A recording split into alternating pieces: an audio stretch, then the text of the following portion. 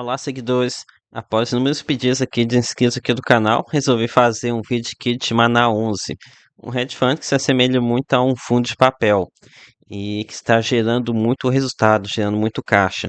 O que combinado aqui a seu forte desconto está proporcionando aqui um dividendinho de muito elevado, tá? Muito elevado mesmo.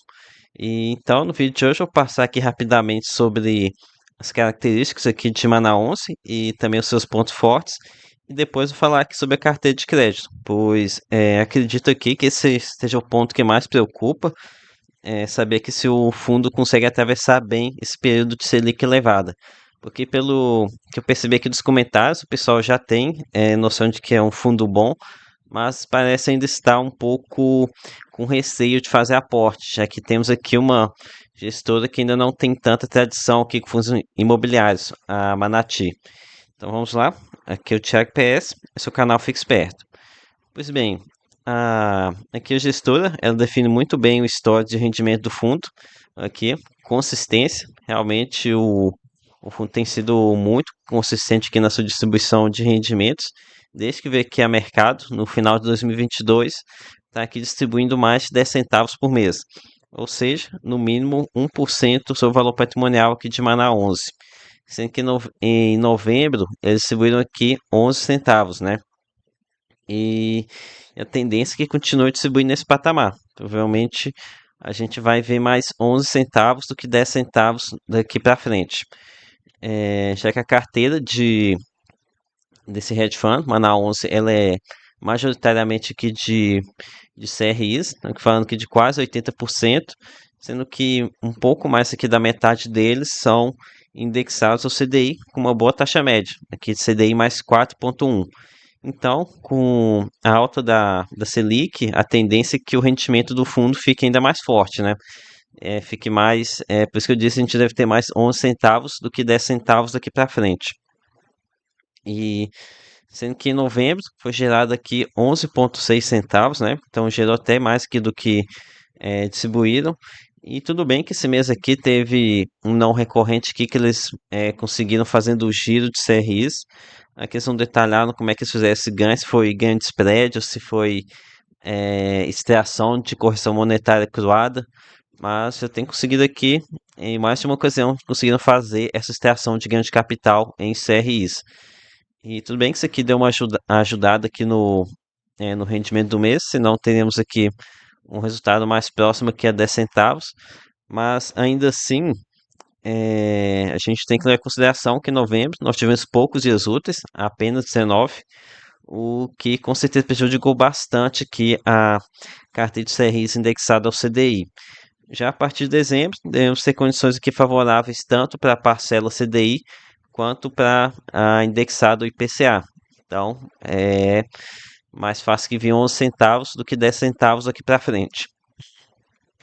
Então, feita essa introdução agora, vou partir agora para o estudo do risco de crédito em Mana 11. E aqui já peço seu like, a sua inscrição, algo que eu sempre esqueço de pedir, só peço lá no final, mas dessa vez consegui lembrar. Então, a primeira coisa que eu vou dar uma verificada aqui é na taxa média dos CRIs, algo que nos ajuda a ter uma pista do nível de risco da carteira. Então, aqui nos CRIs indexados ao CDI, temos um prêmio de 4,10%. É uma taxa mediana, tá? Até de uns 3 a 4%, eu considero assim como uma taxa bem middle risk. A partir daí já começa um pouquinho o nível de risco, mas também longe ainda de um high yield. Acho que até uns, quando está falando de high yield, está falando assim de CDI mais 5% para frente, né? Então, acho que acredito aqui está uma taxa bem mediana. Já em PCA, temos aqui 9,3%, IPCA mais 9,3%. Então aqui é um belo prêmio, né? E antes da alta dos juros, considerava high yield como sendo a parte de IPCA mais 10%. No entanto, Mana 11 é um fundo bem recente e aqui teve início que parece em 2022, né? E inclusive, agora no meio do ano, eles fizeram um follow-on. Então, estiveram aqui, fizeram captação no excelente momento e deve ter conseguido comprar CRIs com bons prêmios sem tanto risco. Então, é cedo dizer que seja aqui no caso um middle risk quase high yield. Dá para ter, como ele é um fundo recente, é possível que ele tenha conseguido montar uma carteira middle risk com um prêmio elevado como esse. Ok, seguindo aqui com a análise de risco de Mana 11, com relação aqui aos segmentos investidos. E por aqui não consegui tirar uma conclusão com relação ao nível de risco a partir dessa atividade de análise. Nós temos aqui apenas algumas exposições em segmentos que inspiram um pouco mais de cuidado, com loteamento, hospitalidade e agronegócio. Já aqui em corporação, provavelmente que tem muitos casos de são residencial, então até positivo, tem uma demanda resiliente, mas também é difícil da gente tirar qualquer conclusão apenas por incorporação, já que aqui temos todo o nível de tipo de risco, dependendo do tamanho da consultora e da cidade onde está sendo feita essa incorporação. Então, seguindo aqui, outro ponto fundamental ao avaliarmos aqui o nível de risco é a concentração do fundo. E por aqui, Manaus fica bem perto de receber um A nesse quesito, tá? Temos aqui apenas dois CRIs com mais de 5% de exposição. O, o CRI VES, o CRI Lafayette, aqui um com 7, outro com 6,2% de exposição. Então, temos apenas esses dois aqui com mais de 5% de exposição. Então, tem aqui uma boa concentração, né? E aqui lembrando que é um fundo ainda de porte pequeno, estamos falando aqui apenas 350 milhões de reais. Então a tendência é que ele consiga ficar ainda mais diversificado. Se está com uma boa diversificação agora com um tamanho pequeno, então provavelmente quando ele crescer vai melhorar ainda mais. Aqui tem, pelo que eu vejo aí, tem fundo que já começa errado nesse quesito e vai seguindo errado até quando cresce. Um exemplo é o Fundavex, eles lá têm essa maneira de ficar fazendo originação própria sem dividir o projeto com outras casas, acaba que fica aquele fundo de mais de 1 bilhão de reais com exposição a 10% por devedor. Então aqui Mana 11 está seguindo aqui o caminho certo. E com relação aqui às garantias, podemos aqui na tabela CRIs, que a maioria possui um pacote de garantia com bastante folga aqui sobre o saldo investido, né? Sobre o saldo devedor. E a gente vê aqui o LTV muito baixo aqui na maioria aqui dos CRIs, ou seja, a maioria dos ativos aqui possuem muito mais cobertura de garantia. Por exemplo, esse caso aqui, o principal CRI do fundo, CRI VES, em que o LTV é de 50%, e aqui um valor de 24 milhões, quer dizer então que as garantias dadas aqui ao CRI devem ser próximas aqui de 50 milhões de reais. Então tem bastante folga aqui nas garantias para a maioria desses ativos. E então, agora eu vou começar a analisar esses aqui que estão com LTV um pouco mais elevado que na carteira de Mana 11. Pois bem, começando aqui pelo CRI Lafayette. Aqui é um CRI corporativo, dando crédito para um devedor que trabalha com máquinas pesadas há mais de 50 anos.